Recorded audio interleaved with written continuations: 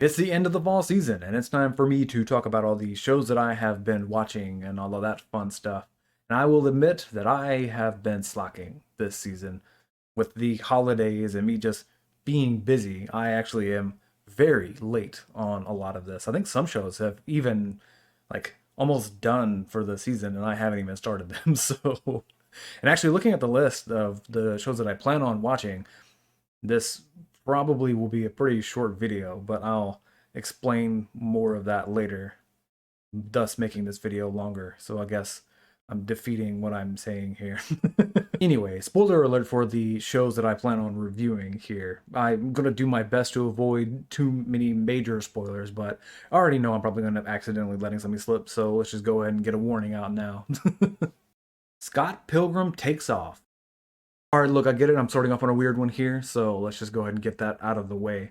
This may or may not even be considered anime, and I'm not about to sit here and argue with people about whether it is or isn't. I don't really care because I am just putting it in here because I really like the show, and this is the only place that I can talk about it.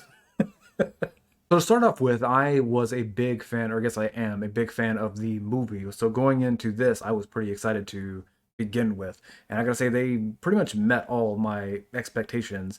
But I do want to point out that I think that if you go into this without seeing the movie or without any kind of background information from comics or whatever, then I don't think this will actually be super great. I think it'll still be enjoyable, but it won't be as good if you don't have any background information.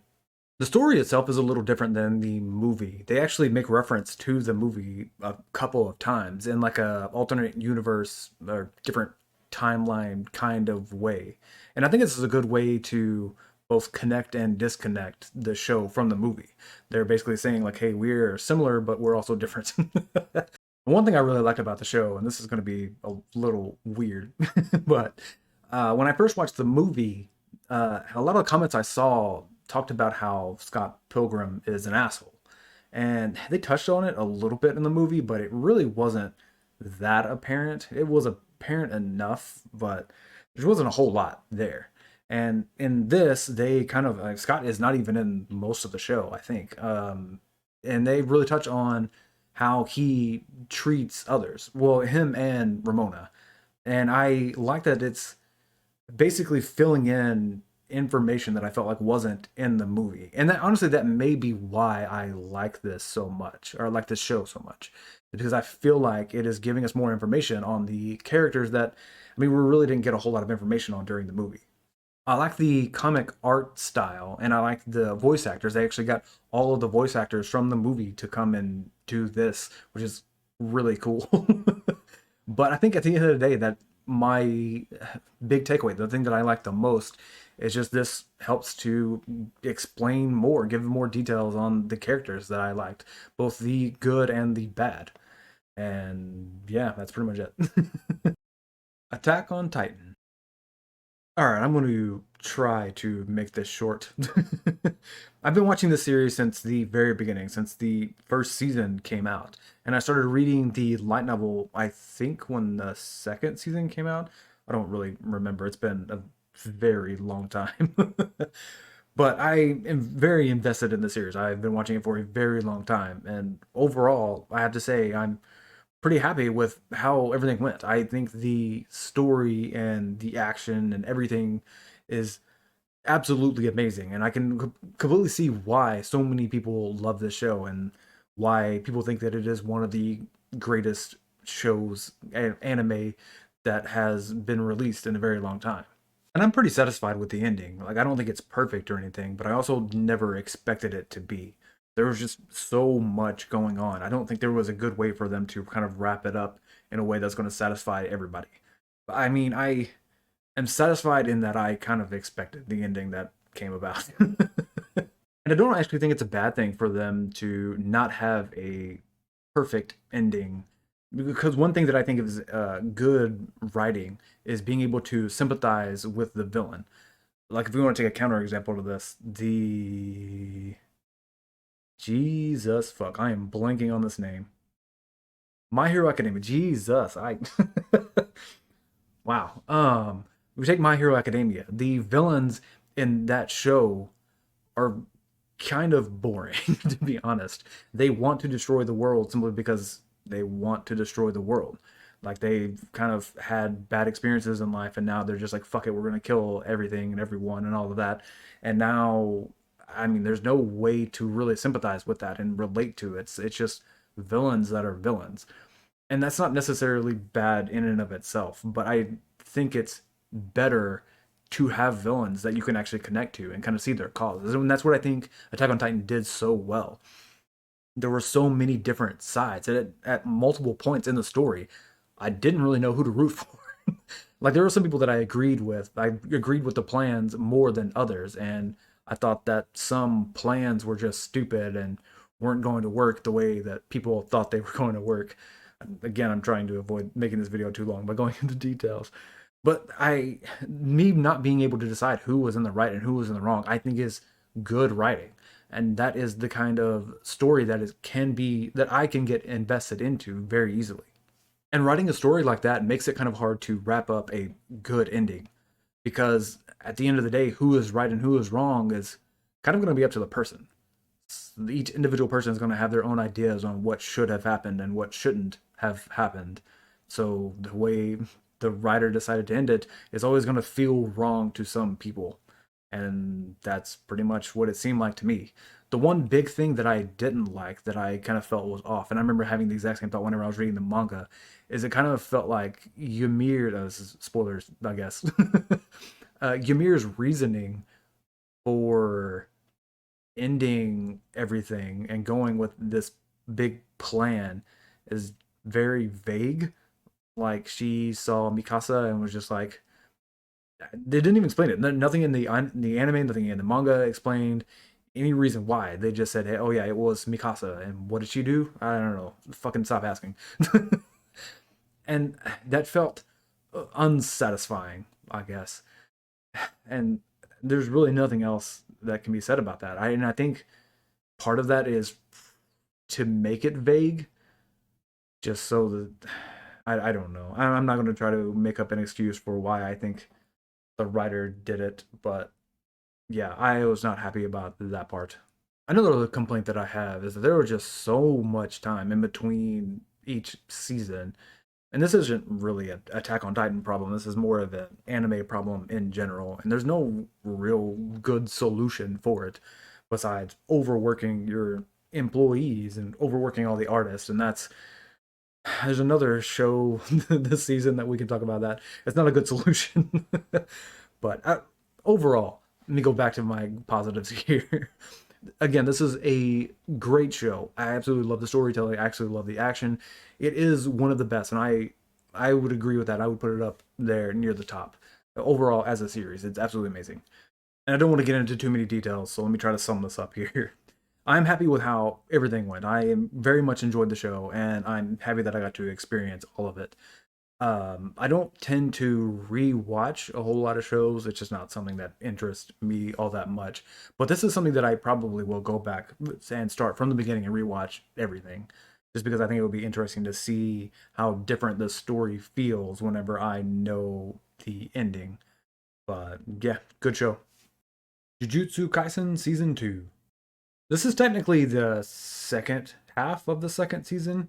I talked about the first like 9 episodes whenever it started, which was last season. So last season I talked about the first 9 episodes, and this is the current timeline, because the first timeline was, or the first 9, 10 episodes was prequel stuff, and then after that it went back to current time for the show, and that's what this is going to be. Jesus, I'm like splitting these into parts on my own now. Now I'm part of the fucking problem.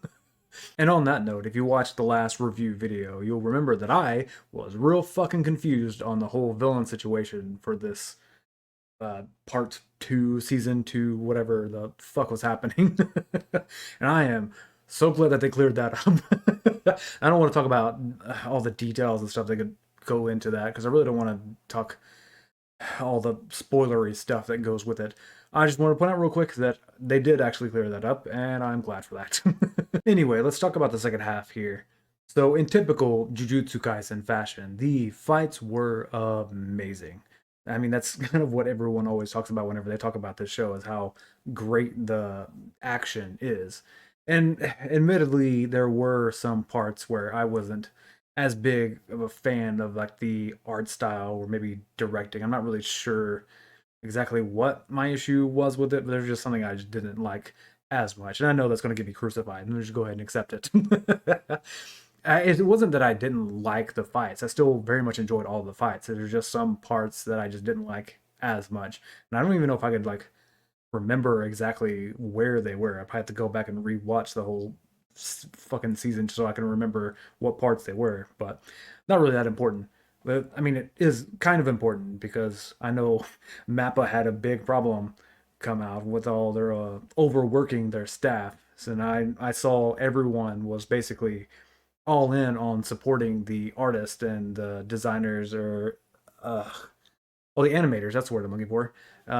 So me saying that I didn't like some parts of it, I'm sure there'd be some people that are gonna hate me for it. But oh well. So in case you haven't noticed from all the other reviews that I do, I do like action, but what I prefer is a good story. And I gotta say, the story for this season, I actually really liked because it took a dark turn. I don't know. I don't. Again, I'm trying not to spoil too much, but I mean, this kind of is going to spoil the ending of the season. So they ended with, I mean, there it's not good for anyone. They killed off a lot of important like characters. I don't even know if I want to call them side characters because they are like very much a part of the show. They weren't like the main cast, but they killed off a lot of important people. And then the season ends with no, the good guys don't win. I mean, that's just the only way to put it. And I kind of like that.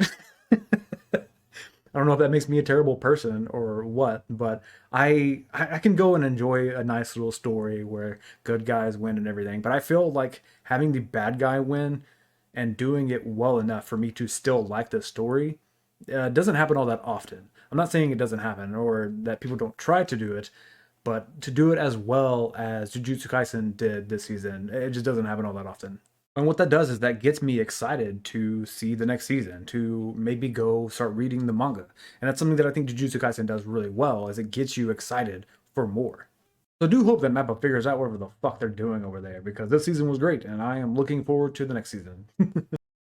Goblin Slayer Season 2, Spy Family Season 2, Dead Mount Deathplay Part 2, Dr. Stone New World Part 2, Tokyo Revengers Season 2 Part 2.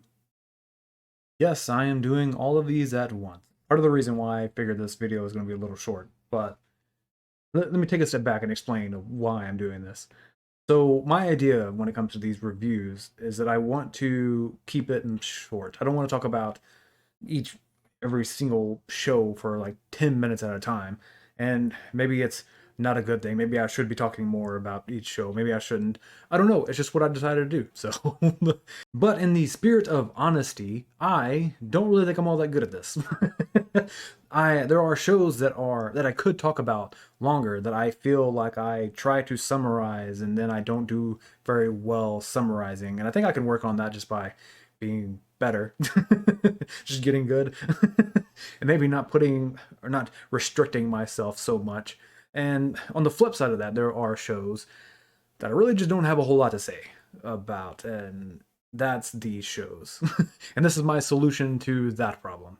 So instead of me talking about each individual show, like taking time for each one of these, I'm just going to throw them all together in a group because and I don't want to say that any of these shows are bad. These shows are fine. And actually, the Dead Mount Death Play is probably one of my favorite anime shows that's going on, especially this season. So none of these, I don't want to say any of these are bad just because I'm grouping them together. It just means that I don't really have a whole lot to say about them. They're all season 2 or part 50 or whatever. And my honest opinion is that if you like the last season, you'll probably like this. And if you didn't, you probably won't like this season. And that's pretty much sums up most of my thoughts on this or on these shows, I guess. So this is kind of my solution to that. I'm just going to group all these together, just acknowledge that I did watch them and they're fine. And honestly, if they were bad, I'll probably end up talking about them more than anything. These were just kind of, they're there. Again, I don't want to make that sounds worse than what I have in mind. But yeah, and that's all I really want to say on these.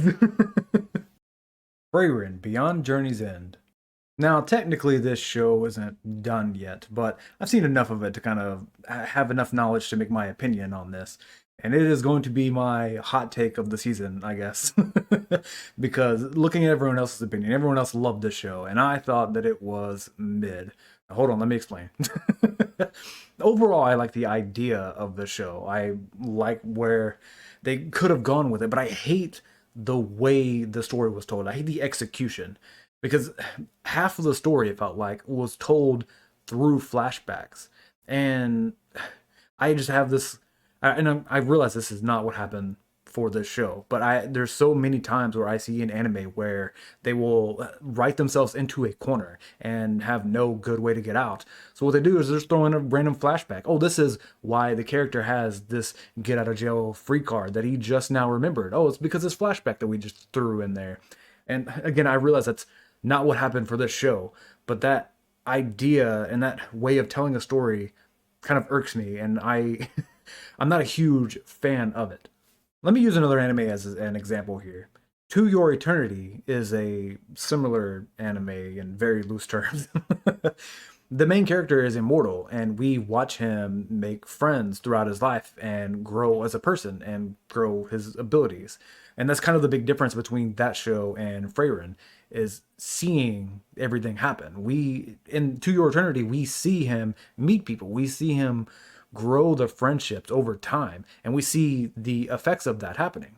But in Frieren, we don't get that. We get, oh yeah, I had those friendships and I had those connections, and then we get to see memories of it. And it's just a way of telling a story that I am just not a fan of. Now, I will say the show isn't bad, but it's just, I don't personally think it's as good as apparently everyone else does. So that's the end of the season. Let me know if I missed a show that I should have watched, and I'll go back and watch it. I'm hoping that I improve on this a little bit next time, but we'll see if that actually happens. See ya. So, I just noticed my camera's a little crooked here, and I'm sure all the OCD people noticed that well before. Another thing up for me to fix for next time, I guess. Sorry.